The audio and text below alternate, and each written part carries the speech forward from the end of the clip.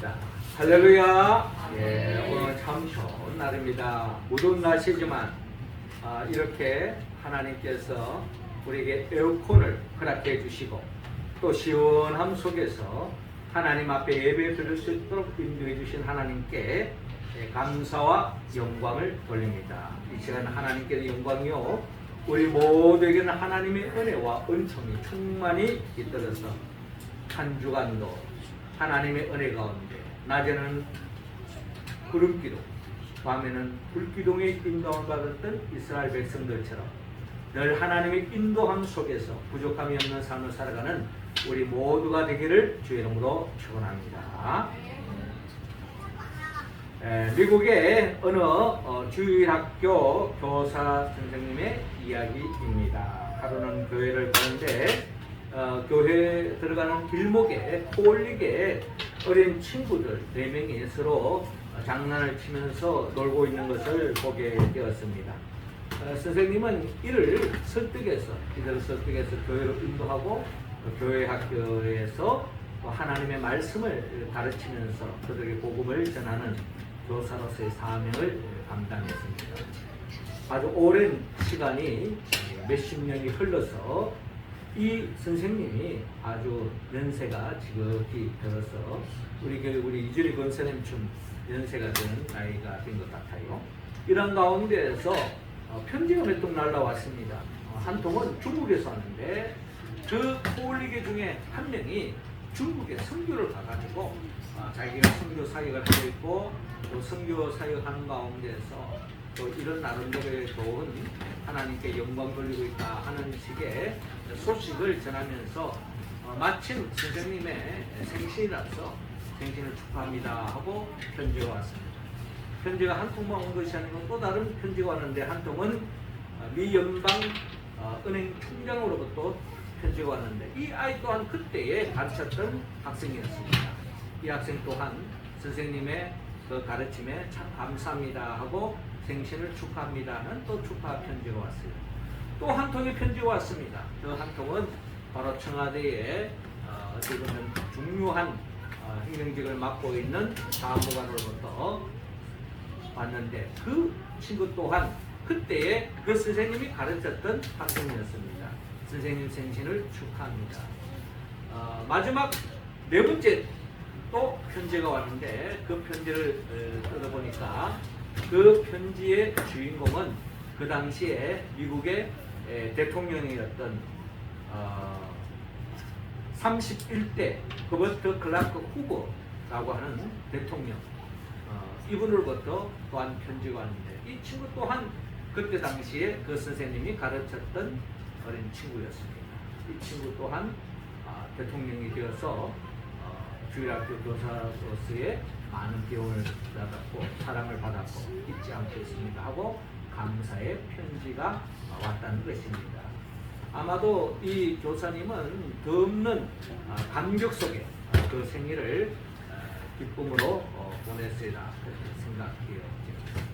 뭐 훌륭한 사람으로부터 그들이 자라서 훌륭하게 되어서 편지가 와서 감격이라기보다도 선생님의 그 은혜를 잊지 않고 감사하는 그 마음이 저는 더 아름답다고 생각합니다. 또 그러면서도 또 그 어린 친구들이 자라서 또 세상에서 또 사회에서 중요한 역할을 감당하고 있는 모습을 봤을 때에 아마 그 없는 뿌듯한 마음을 가졌을 것입니다. 어린 아이 때는 개구장이고 뭐 교회가 온다고 해서 교회에서 그냥 조용히 말씀만 듣겠습니까? 설도 지르고 장난도 치고 홀리게 뭐 이런 문제투성이 같은 애들이지만 그들이 그런 가운데서도 하나님의 복음이 점점을 들고 되어져서 결국 그것이 삶으로 또 그들의 일생을 통하여 하나님께 영광 돌리는 모습으로 변화되어지는 그런 모습을 우리는 바라볼 수가 있는 것입니다.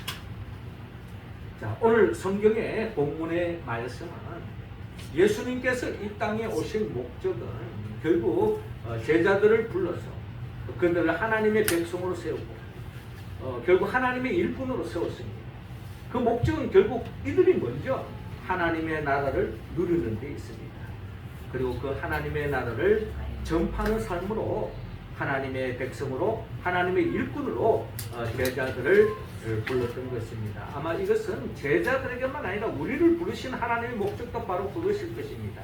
우리 모두가 하나님의 자녀가 되어서 하나님의 나라를 누릴 뿐만 아니라 이 세상 속에서 하나님의 나라를 전파하는 하나님의 나라의 일꾼으로서의 삶을 살기를 하나님은 원하고 있는 것입니다.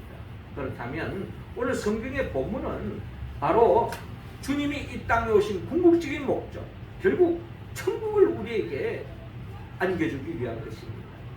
죽어서 천국 가는 것 말할 것도 없고, 어떻게 하면 이 땅에서 하나님의 나라의 백성으로서 어떻게 하면 하나님 나라를 침노하고 그 하나님의 나라를 일상 속에서 누리며 살아갈 수 있는가에 대해서 오늘 주님은 천국 비유를 통하여서 우리에게 말씀하고 있는 것입니다. 오늘 본문을 통하여 몇 가지 비유를 통하여 이 하나님의 나라를 살아가는 사람들은 어떤 삶을 살아야 하는가를 우리에게 가르쳐 주고 있는데, 먼저 첫 번째로 오늘 본문 31절을 중심으로 해서 보이는 것으로 살지 말라고 우리에게 먼저 말씀하고 있습니다. 31절 말씀 우리 같이 한번 읽어볼까요? 시작. 또 비유를 들어 이르시되 천국은 마치 사람이 자기 밭에 갖다 심은 겨자씨 하나를 봤더니. 아멘.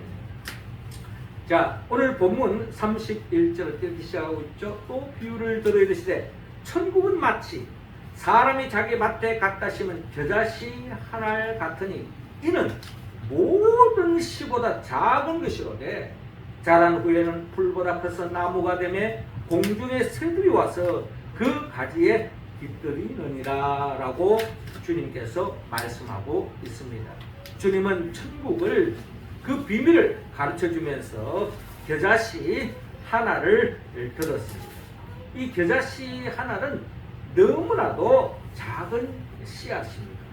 너무나도 작은 씨앗인데 이 겨자씨 하나를 자라나서 큰 나무가 되어지고 결국 숲이 이루어져서 그게 많은 새들이 깃들이는 그와 같은 놀라운 역사가 일어난다라는 겁니다. 겨자씨 하나는 너무나도 작은 씨앗입니다. 우리가 생각하기에 채송화 씨가 바로 이 겨자씨만큼 작은 씨앗이 아닌가 하는 생각을 가져봅니다. 페르시아의 왕이었던 다리우스 황자, 페르시아라면 그 당시 지금으로 말하면 이란이죠.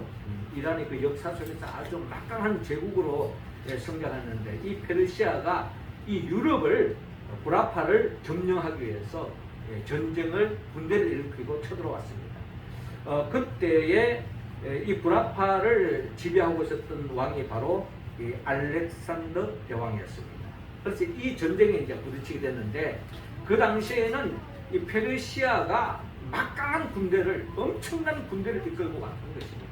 그에 비해서 알렉산더 대왕은 아주 그 당시만 하더라도 이름이 크게 드러나지 않은 작은 군대를 이끌고 이 전쟁터에 나오게 된 것입니다. 저는 상대적으로 이제 비교해 볼 때 너무나도 많은 제국이 큰 군대를 이끌고 왔고, 알렉산더는 아주 소규모의 군대를 이끌고 이 전쟁에 임하게 되었습니다. 페르시아의 이 다리우스 황제는 이 알렉산더에게 메시지를 보냈는데 무슨 글로 표현하는 것이 아니라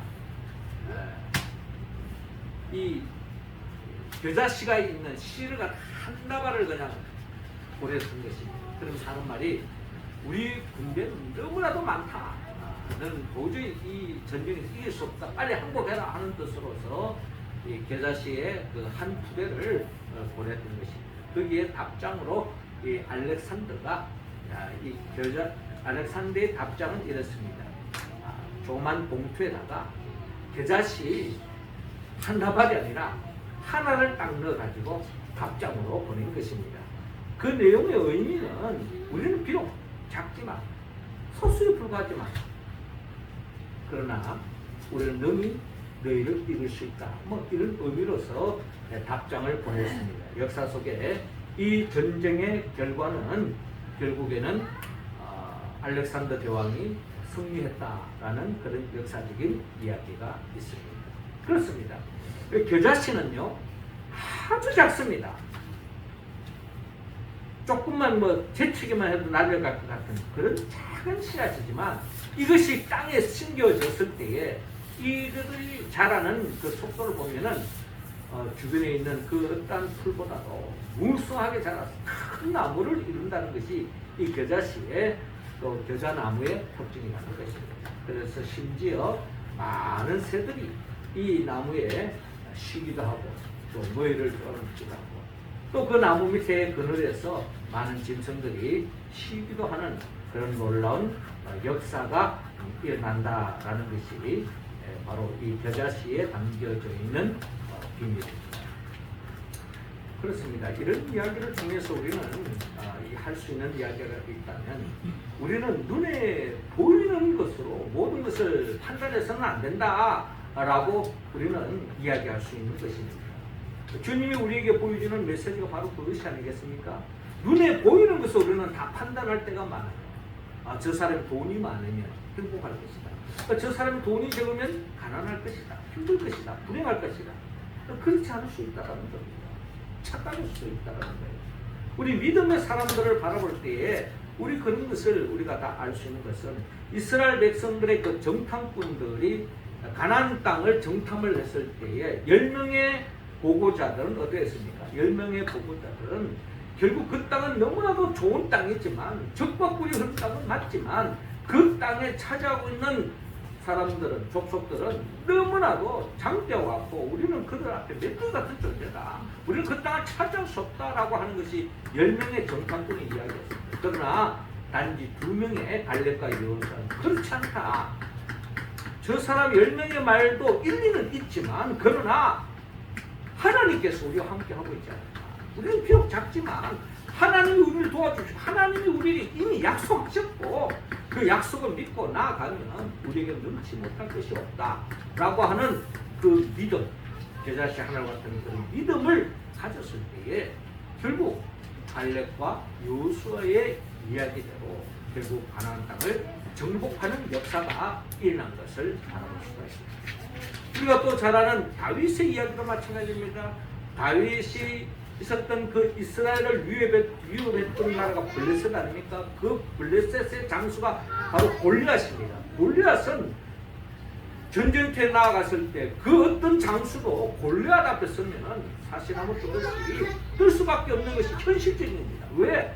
골리앗의 덩치가 이거 말할 수가 없는 거예요. 뭐 체형만이 뭐 다른 사람들에게 비교해보면 엄청 크지 않습니까? 체형만보다 더 큰 겁니다. 그런 거인이 앞에 딱 섰을 때 어느 장수가 그 거인과 싸우면서 이길 수 있겠습니까? 그러나 눈에 보이는 것으로 판단하면은 그 골리앗 앞에 모두가 좌절할 수밖에 없고 절망할 수밖에 없고 항복할 수밖에 없지만 그러나 우리가 잘 아는 믿음의 선배 다윗은 눈에 보이는 것으로 판단하는 것입니다. 네가 아무리 대단한 거인으로 내게 다가온다 할지라도 하나님이 나와 함께하면 내가 가진 것을 물맷돈 하나를 할지라도 부족하다 할지라도 결국 너를 이길 수 있다 하는 그 믿음이 결국 다윗의 역사 속에서 승리로 이스라엘이 승리하는 놀라운 역사를 우리가 바라볼 수가 있는 것입니다. 눈에 보이는 것을 우리가 판단해가지고는 우리는 진정한 하나님의 나라를 살 수 없다라는 것입니다. 요한일서 5장 12절에 또 증거는 이것이니 하나님 우리에게 영생을 주신 것과 이 생명 그의 아들 안에 있는 그것이다. 아들이 있는 자에게는 생명이 있고 하나님의 아들이 없는 자에게는 생명이 없느니라 라고 말씀하고 있습니다. 하나님의 아들이 내게 있느냐 없느냐. 겨자씨 한 알이 작지만 거기에 주님이 비유를 드는 이유가 뭡니까? 비록 작지만 그 안에 생명이 있다는 겁니다. 생명이 있는 것은 그 생명의 특징에 따라 그 겨자씨가 큰 나무로 자는 것처럼 우리는 비록 이 세상에서 내놓을 것이 없다 할지라도 그 누구와 비교해서 별별 없다 할지라도 내 안에 살아계신 생명이신 예수 그리스도가 있다면 우리는 이 세상에 그 어떠한 그 무엇을 가진 자가 비교할 수 없는 하나님의 복을 받은 줄로 믿습니다. 세상 사람들은 예수가 있느냐 없느냐 이걸 논하지 않죠. 얼마나 돈이 있느냐 얼마나 통장에 돈이 들어있느냐, 어떤 집에 사느냐, 어떤 차를 모느냐, 세상에 어떤 지위가 있느냐, 이것을 논하는 거예요. 이게 바로 세상 사람들의 가치라는 겁니다. 눈에 보이는 그것이 다예요. 그러나 우리는 눈에 보이는 것으로 판단하기 이전에 이 안에 예수가 있느냐, 이 가정에 예수가 있느냐, 우리의 삶에 주님이 통치하고 있느냐, 이게 더 중요하다는 것입니다. 그렇습니다. 우리 교회에 주님이 계시고 죽음의 권세를 깨뜨리고 부활하신 예수 그리스도가 우리 교회를 임재하고 계시다. 우리는 부를 것이 없고 더없이 감사할 수밖에 없고 기사식처럼 그 교회는 주님이 우리 가운데 살아 역사하시고 주님이 우리 가운데 함께 하시고 주님이 이끌어 주신다면 결국 우리는 최고의 성들, 최고의 교회, 최고의 하나님께 영광 돌리는 교회로서 복받은 교회가 될 줄로 믿습니다. 이어 주님은 본문 44절을 중심으로 참된 가치관을 품고 살아라 라고 말씀하고 있습니다. 44절 우리 같이 읽겠습니다. 시작. 천국은 마치 밭에 감춘 모화와 같으니 사람이 이를 발견한 후 숨겨두고 기뻐하며 돌아가서 자기의 소유를 다 팔아 그 밭을 사느니라. 아멘. 이어지는 본문 44절에 보면 천국 비유에서 주님은 천국은 마치 밭에 감춘 보화와 같다라고 말씀합니다. 사람이 이를 발견한 후 숨겨두고 기뻐하며 돌아가서 자기 소유를 다 팔아 그 밭을 사느니라. 이 밭을 보니까 엄청난 보화가 이 밭에서 발견하게 됩니다. 예전에는 역사 속에서 전쟁이 일어나면은 피난을 가잖아요. 갑자기 이제 피난을 가면은 뭐 금은 보화를 챙기고 가다 보면 뭐 잡힌다든지 또 누구에게 잡혀서 다 뺏길 수도 있잖아요. 금은 보화만 뭐 뺏어갑니다. 사람을 죽여버리겠죠. 또 적군이 또 쳐들어와가지고 덮쳐버리면 그 꼼짝 못하고 다 빼앗기는 겁니다. 그래서 이 전쟁이 일어나면 나름대로 부자들은 이 금은 보화를 어디 땅에다가 묻어놔놓고 도망을 일단 피신하는 거예요. 그래서 그러지기 형세를 하면서 이제 도망을 하는 거예요. 전쟁이 끝나면 다시 돌아와서 그 땅을 파서 그 땅에 금은 보화를 다시 챙기는 이런 일들이 비일했다고 합니다. 그런데 마침 어떤 사람이 밭을 가는 거 보니까 금은 보화가 그 땅 속에 묻혀져 있는 거예요. 그래서 어떡합니까? 마치 이 땅을 빌려서 소작을 하고 있는데 그 땅을 사면은 이 땅 속에 파묻혀 있는 땅 속에 있는 모든 것이 자기 것이 되는 거지 않겠습니까? 그래서 이 사람이 자기의 전 재산을 팔아가지고 그 땅을 그 값에 사는 거예요. 그래서 그 금은 보화이기 때문에 자기 전 재산이 아깝지 않습니다. 왜? 더 큰 금은 보화를 자기가 챙길 수 있기 때문에 그는 자기의 전 소유를 다 팔아서라도 그 밭을 사는 것이 정말 현명한 방법이 아니겠습니까? 그와 마찬가지로 우리도 이 세상을 살아가는 데 있어서 정말 소중한 것이 있다면 그 소중한 것을 위해서 그 어떠한 희생도 그 어떠한 손해도 우리는 감수할 수 있는 것이 우리가 살아가는 삶 속에 나타나는 현상이라는 것입니다. 뿐만 아니라 45절에도 천국은 마치 좋은 진주를 구하는 장사와 같으니 극히 값진 진주 하나를 발견하며 가서 자기 소유를 다 팔아 그 진주를 사느니라. 진주 장사는 진주가 어느 진주가 정말 값진 것인지 가치 있는 것인지 잘 아는 거예요. 마침 물건을 딱 봤더니 너무너무 좋은 거예요. 그래서 자기가 자기 소유를 다 팔아서까지 이 진주를 씁니다. 왜? 이 진주의 가치를 알기 때문에 내 전 재산을 팔아서 사는 것보다 더 큰 이익을 얻을 수 있다는 계산이 나왔기 때문에 자기의 모든 것을 다 팔아서 값진 진주를 구하는 것이 진주를 구하는 장사의 모습이라는 것입니다. 이처럼 우리는 값진 것을 위해서 정말 소중한 것을 위해서 우리가 살아야 되는데 정말 무엇이 중요한 것인지, 무엇이 가치 있는 것인지, 무엇이 값진 것인지 우리는 모르며 살아갈 때가 많습니다. 결국 많이 챙기기만 하면, 많이 벌기만 하면, 많은 것을 소유하기만 하면 행복할 것 같지만 그렇지 않는 경우도 많이 있다는 것입니다. 노벨 문학상을 받았던 헤르만 헤세의 작품 중에 어거스투스라고 하는 제목의 책이 있습니다. 어거스투스라고 하는 제목은 바로 사람의 일을, 어느 가정에 결혼했는데 오랫동안 아이를 낳지 못했어요. 그래서 하나님 앞에 기도하면서 하나님 우리에게 좋은 자녀를, 아이가 생기지 않아서 너무 힘듭니다.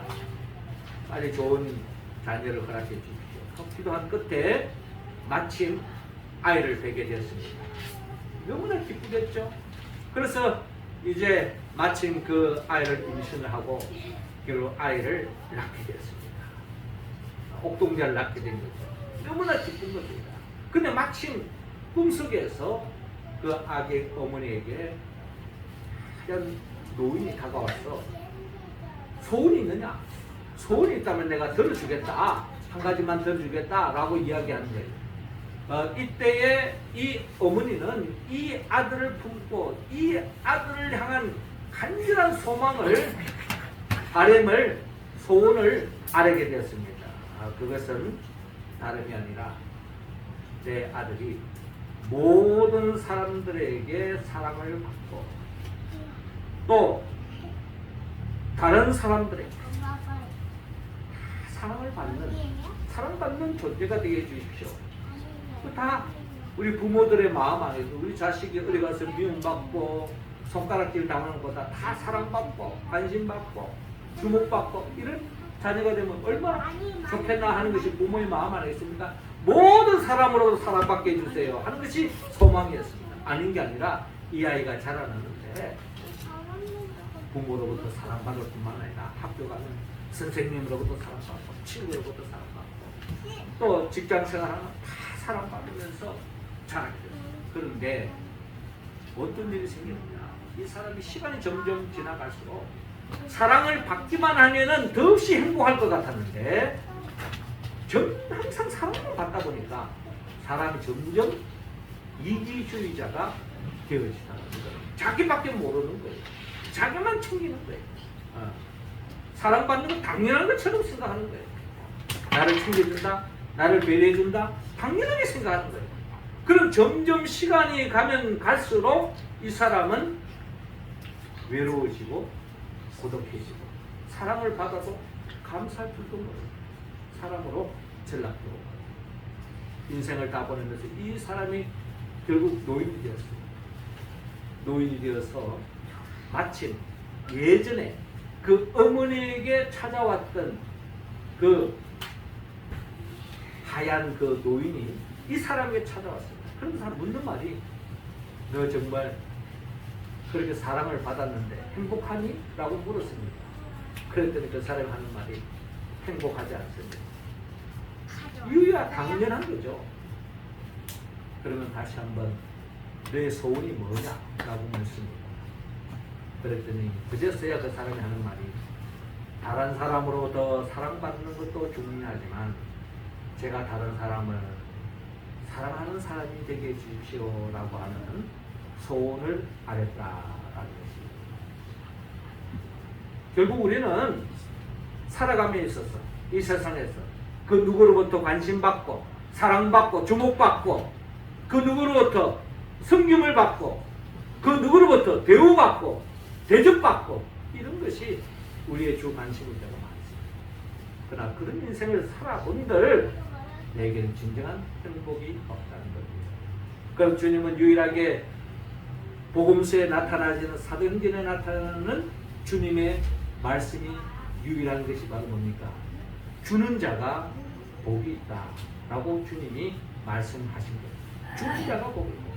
사랑받는 것도 중요하지만 내가 얼마나 사랑하고 있느냐, 내가 얼마나 섬기고 있느냐, 내가 얼마나 대접하고 있느냐, 내가 얼마나 다른 사람을 믿어주느냐, 지지해주느냐, 이것이 더 중요하다라는 것입니다.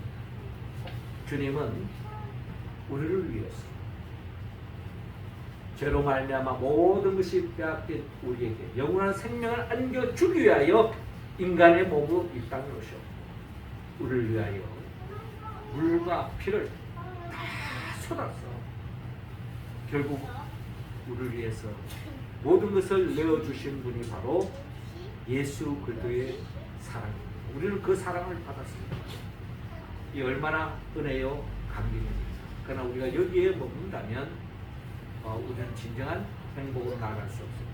우리는 주님으로부터 그 사랑을 받았기에 그 사랑을 나누고 전파하는 삶으로 나아갈 때에 진정한 하나님의 나라, 천국 백성의 행복을 맛볼 수 있다라는 말씀을 오늘 주님은 비유를 통하여 우리에게 증거하고 있는 것입니다. 마지막 세 번째로 주님은 마지막 심판을 준비하라 라고 말씀하고 있습니다. 48절 말씀 우리 같이 한번 읽어봅시다. 시작. 그물에 가득함에 물가로 끌어내고 앉아서 좋은 것은 그릇에 담고 못된 것은 내버리느니라. 아멘. 자, 오늘 주님께서 이어서 천국 비유를, 천국의 비밀을, 또 천국을 살아가는 사람들의 가져야 할 생각, 자세를 들려주는데 47절은 천국은 마치 바다에 치고 각종 물고기를 모으는 그물과 같다라고 말합니다. 그물에 가득함에 물가로 끌어내고 앉아서 좋은 것은 그릇에 담고 못된 것은 내버리는 세상 끝에도 이러하니라. 천사들이 와서 의인 중에 악인을 갈라내어 풀무불에 던져 넣으리니 거기서 울며 이를 갈리라 라고 말씀하고 있는 것입니다. 그렇습니다. 이 말씀은 우리가 어부를 연상할 수 있습니다. 어부가 그물질을 하잖아요. 그물을 하면은 그 그물 속에서 잡아온 물고기를 이렇게 보면서 그 중에 먹을 수 있는 고기도 있고 먹지 못하는 고기도 있습니다. 성경에 보면 우리가 잘 알다시피 레위기의 말씀에 보면요, 고기라고 다 고기가 아니에요. 고기 중에도 우리가 뭐 고등어 있잖아요. 이런 거는 비늘이 없잖아요. 성경에는 비늘 없는 고기는 레위기에는 먹지 말라고 말씀하고 있어요. 그런 의미를 볼 때에 어떤 것은 먹을 수 있고 어떤 것은 먹을 수 있기 때문에 비록 잡혔지만은 결국에는 먹을 수 있는 거는 어부가 챙기는 거고 먹지 못하는 건 버리는 것이 당연한 것입니다. 이 말씀을 통해서 주님은 이 세상에 많은 사람들이 살고 있지만 그 중에는 의인도 있고 악인도 있지만 마지막 때가 되어지면 영원한 하나님의 나라, 새하늘과 새 땅에 참여할 사람과 참여하지 못할 사람들을 완전히 구별하는 그 날이 있다는 것을 주님이 말씀하고 있습니다. 그렇기 때문에 우리는 그 마지막 때 하나님의 심판대 앞에서 우리가 어떤 모습으로 서는가가 결국 우리 인생의 종착점에 결국 우리가 진정한 성공적인 삶을 살았느냐 못 살았느냐 판단할 수밖에 없는 거예요. 셰익스피어는 최후에 웃는 자가 결국 승자다라고 이야기한 바가 있어요. 또 우리가 이 세상 아무리 떵떵으로 폼 잡고 큰 소리 치더라도 하나님의 심판대 앞에서 아웃하면 악인으로 판정되어지면 그 인생은 심판이지. 비록 이 세상에서 억울하고 때로는 힘들고 어렵고 고생하더라도 믿음의 길을 걸어 하나님의 뜻 가운데 살아가는 그 인생은 결국 하나님의 심판대 앞에서 인정받고 하나님의 나라에 없어서는 안 될 해와 같이 영원히 빛나는 존재로 세움을 받을 것입니다.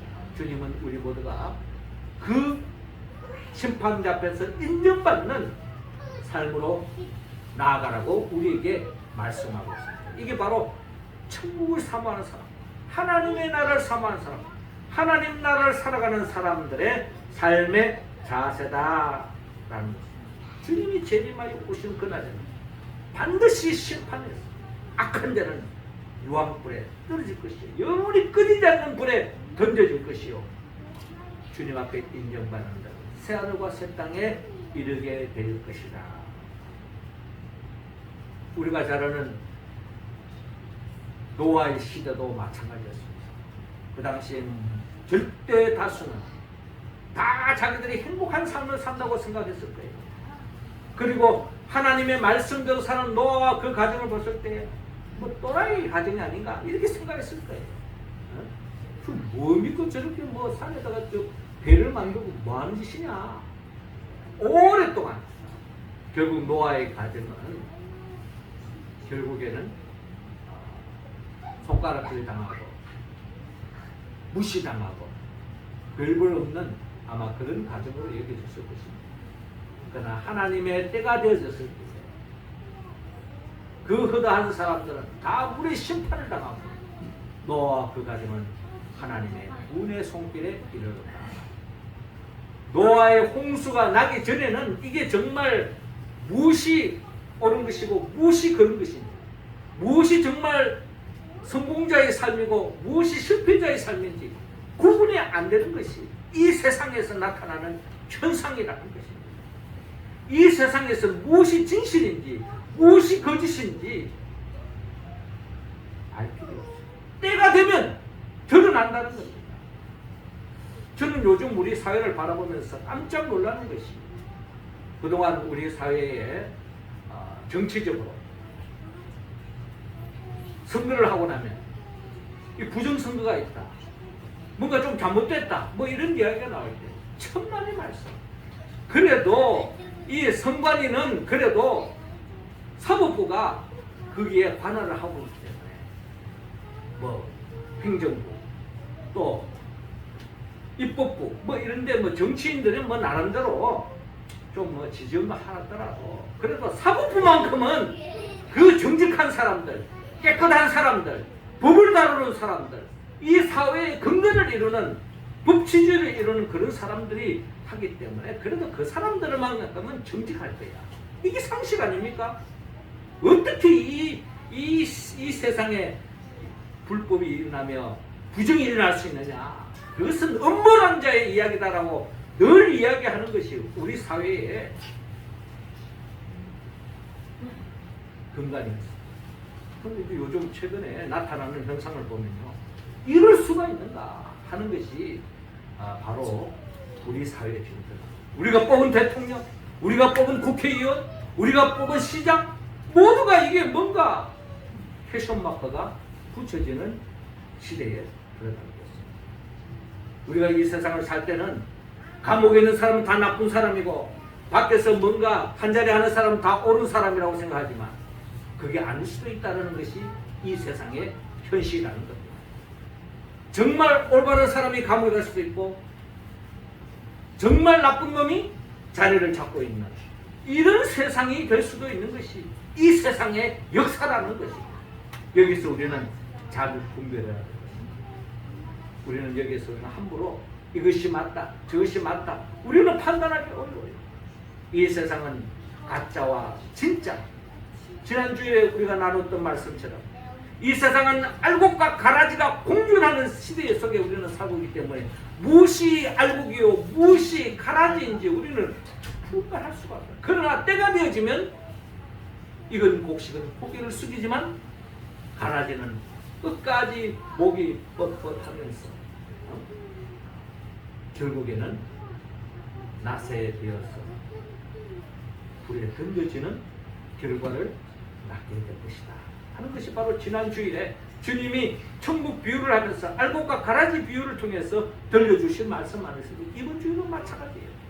그물에 붙잡혔다고 다 어부의 바구니에 들어가는 것이 아니라 몸볼 것은 다 다시 버려진다는 것입니다. 모두가 다 천국 가는 게 아닙니다. 지난주에도 말씀드렸지만 종칼뱅은 악인의 형통함을 왕성하게 자라서 곧 낯을 기다리는 풀과 같이 신속하게 무너져 버릴 것이다 라고 말합니다. 그리고 악은 반드시 하나님의 손에 의해서 심판되어질 것입니다. 우리는 그때를 기억하면서 우리가 그런 대상이 되지 않도록, 비록 이 세상에 내가 때로는 억울함을 당하고 누명을 덮어쓰고 때로는 어려움이 있더라도 끝까지 인내하고 참고 믿음의 길을 걸어가면 하나님은 반드시 우리를 승리자로 하나님의 나라의 백성으로 온전히 인쳐 주실 줄로 믿습니다. 사랑하는 성도 여러분, 주님은 우리 모두를 하나님의 백성으로 불러주었으니 또 하나님의 나라를 온전히 살기를 원합니다. 그리고 하나님의 나라를 전파하기를 원합니다. 그러기 위해서는 우리를 보이는 것으로 살지 말고 말합니다. 더 나아가 참된 가치관을 품고 살아가는 것입니다. 더 나아가 마지막 심판을 준비하라는 것입니다. 이 삶에 우리가 온전히 응답하기 위해서는 우리는 성령의 도움을 받아야 합니다. 성령은 예수 그리스도의 영입니다. 예수님 누구입니까? 예수님 우리를 위하여 천지 만물을 창조하신 분이요, 그 창조된 세상 속에서 더없이 복된 삶을 살기를 원했지만 인간이 아담이 지은 그 죄 때문에 결국 죄 삭선 사망인지라 사망의 올무에서 마귀의 올무에서 불행의 구름등에 떨어진 우리들을 구원하기 위해 친히 인간의 몸으로 오셔서 우리의 모든 죄를 도말하기 위해 친히 대신 우리의 죄를 대신 지고 십자가에 못 박혀 죽으시고 부활하시고 성천하시고 지금도 하나님 보좌 앞에서 우리에게 성령을 보내주고 그 성령의 도우심으로 믿음의 길을 꿋꿋하게 걸어가는 우리들에게 이 땅에서 하나를 맛보게 하시고 영원한 천국으로 인도하게 하여 장차 재림하여 오실 예수 그리스도 그분의 영 보혜사 성령의 도움을 받았습니다. 눈에 보이는 것으로 판단하지 말고 참된 가치관을 품고 마지막 때 하나님의 심판대 앞에서 인정받는 그날을 꿈꾸며 믿음의 길을 묵묵하게 걸어가는 우리 모두가 되기를 주의 이름으로 축원합니다. 기도하겠습니다. 하나님 아버지, 이 시간 우리 각자 한 사람 한 사람에게 성령의 기름을 부어 주시옵소서. 이 혼탁한 세상 속에서 눈에 보이는 것으로 판단하고 살지 않게 하여 주시옵시고 참된 하나님 나라의 가치관을 품게 하시고 마지막 때에 하나님의 심판대 앞에 섰을 때에 부끄럽지 않는 모습으로 설 수 있도록 최후의 승리자로 자리매김할 수 있도록 우리 모두를 늘 진리의 영으로 이끌어 주시고 보담아 주시고 인도하여 주시옵소서. 예수님의 이름으로 기도드립니다. 아멘.